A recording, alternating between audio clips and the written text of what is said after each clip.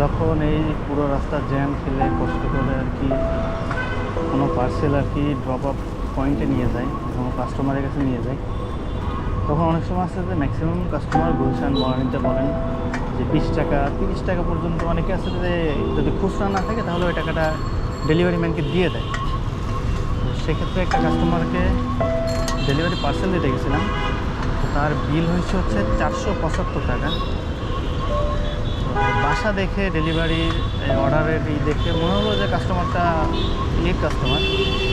তো আমি যখন গেটে গেছি তো গেটম্যান আমাকে বলতেছে যে টাকা কি অনলাইন পেড নাকি ক্যাশ অন ডেলিভারি। আমি বলছি ক্যাশ অন ডেলিভারি। তখন সে আমার কাছ থেকে পার্সেলটা নিয়ে গেছে, নিয়ে বলছে যে আমার কাছে দেন, আমি দিয়ে আপনার টাকাটা নিয়ে আসতেছি। আমি বলছি ঠিক আছে।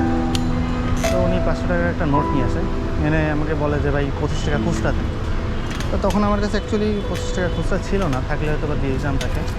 তো বলছে যে আমার কাছে তো খুচরা নাই, তো এখন কী করা যাবে। তো বলছে ম্যাডাম 25 টাকা খুচরা চাইছে, এখন যদি খুচরা না দেন তাহলে ম্যাডাম রাখ।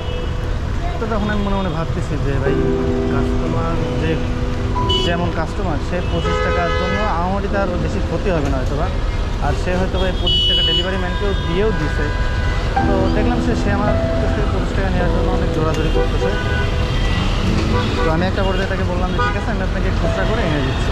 পরে যা 20 টাকা খুচরা পাইছি, আর 5 টাকা পাইনি। আমি বলছি ভাই 5 টাকা তো পাই নাই, কী করবো। তা বলছে ভাই 5 টাকা দেখেন ম্যানেজ করে আমাকে দিয়ে দেন। আমি বলছি ভাই 5 টাকা দিতে গেলে তাহলে আমার এখন ওই মাথায় লেগে যাবে।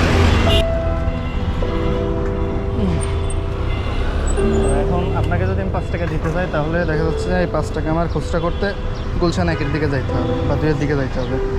তো সে বলতেছে ঠিক আছে, সমস্যা নেই, আপনি যান ভাঙা এনে, যখন এদিকে আসবেন তখন আমাকে 5 টাকা দিয়ে দিন। তো আমি বলতেছি ভাই 5 টাকা না নিলে হয় না, এইভাবে আর কি ওনারা বলতেছে। তো তখন সে বলতেছে না ম্যাডাম 5 টাকার জন্য হয়তো আমার বকাবকি করতে পারে, ভাই 5 টাকা আমার পকেট থেকে দিতে হতে পারে। তো তখন আমি বেশি কিছু বললাম না, যে যাই হোক হইতেও পারে, স্বাভাবিক।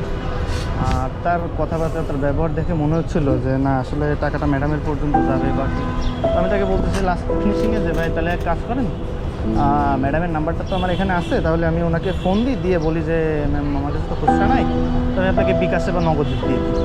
তো তখন সে আমাকে বাধা দিচ্ছে, বলছে না থাক থাক থাক, এখন 5 টাকার জন্য ম্যাডামকে ফোন দেবেন কেন। আমি বলছি না 5 টাকা না, সমস্যা নেই, 25 টাকা আমি তাকে বিকাশে পাঠাই দিচ্ছি, 25 টাকার জন্য না আমি তাকে কল দিলাম। তো বলছে না থাক থাক, কল দেওয়া লাগবে না, আপনি 20 টাকা দিচ্ছেন, 20 টাকায় থাক, আর 5 টাকা দেওয়া লাগবে না, 5 টাকা নেন গাড়ির থেকে দেবো।